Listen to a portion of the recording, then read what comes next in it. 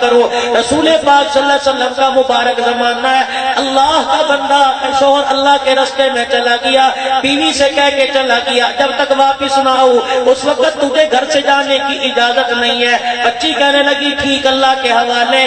جب شوہر اللہ کے راستے میں گیا, شوہر اللہ کے راستے میں گیا, ادھر کیا پتہ لگا بھائی دروازے پر آ کے کھڑا ہو گیا اور آ کے کہنے لگا اے بہن جلدی کر برقع اوڑھ لے. آخر کیا بات ہے کہ ابا بیمار ہے, آخری سانسیں چل رہی ہیں, نام لے لے کے تجھے پکار رہا ہے. بہن کی آنکھوں میں آنسو آ گئے, دی بیٹی رونے لگی, کہنے لگی شوہر مجھے اجازت نہیں دے کے گیا, اب مجھے بتا ابا کی تیمارداری, ابا کی تیمارداری کرو یا محمد کا دیا ہوا پردہ بچاؤ. کرامت والے نبی سے پوچھ لے, حضور اجازت دے دیں گے, ابا کی عیادت کر آؤں گی. اگر کملی والے نے اجازت نہ دی تو مصلی پہ بیٹھ کے دعا کروں گی. کملی والے کے دربار میں بھائی پہنچ گیا, ابا بیمار ہے, شوہر بہن کو اجازت نہیں دے کے گیا, آپ اجازت دے دو, بہن جا کے ابا کی تیمارداری کرائے تاکہ سوکھے سانس میرے باپ کے نکل جائے. حضور کی آنکھوں میں آنسو آ گئے. آپ نے فرمایا اگر ابا اجازت نہیں دے کے گیا تو میں محمد کے دربار سے بھی اجازت نہیں ہے.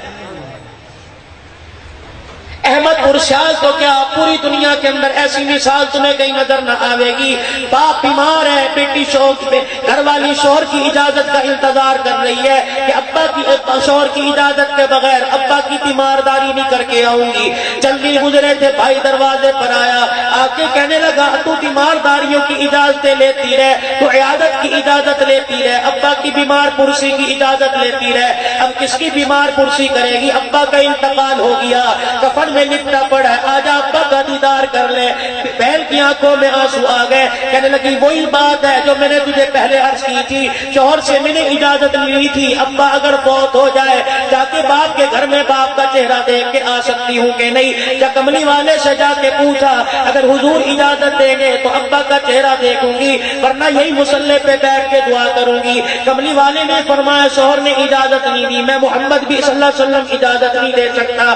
باپ کا جنازہ اٹھایا, بیٹی کے دروازے پہ لا کے رکھ دیا, بھائی نے دروازہ بجایا, لے دی بہن اب تو آجا, تو ابے کو دیکھنے نہیں آئی, ابا کندھے کا سہارا لے کے تجھے اپنا چہرہ دکھانے آ گیا.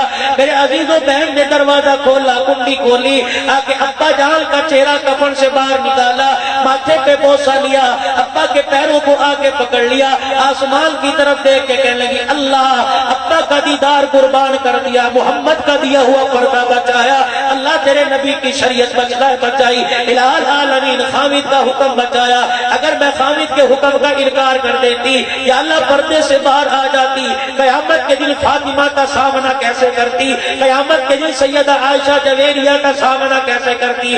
ابا کے پاؤں پکڑ کے ہلا رہی تھی, بار بار رو رہی تھی, آسمان کی طرف دیکھ کے کہہ رہی تھی عرش والے اگر تجھے میری یہ ادا پسند آ گئی, اللہ اپنی اولاد کے لیے نہیں مانگتی, سکھ چین کے لیے نہیں مانگتی, اپنے سہاگ کے لیے نہیں مانگتی. الہ العالمین آج اللہ اس پردے کی برکت سے, اللہ ان اداؤں کی برکت سے آج میرے باپ کی مغفرت فرما دے.